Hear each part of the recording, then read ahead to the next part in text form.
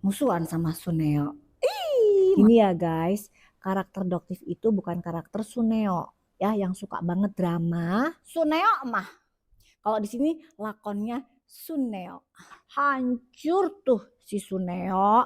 Ih, culas banget sih jadi orang. Nggak ada bedanya di antara kakak sama adik.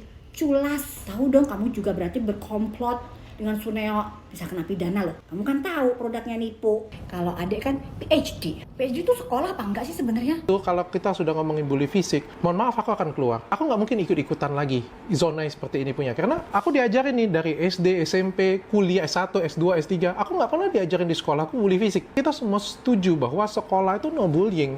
Di lingkungan kita tuh no bullying kayak gitu punya. Kok bisa sih masih terjadi di media sosial kita meng-approve seorang edukator ya gitu punya, atau kita ngikutin seorang edukator yang melakukan bullying fisik dan kita kayak membenarkan hal tersebut.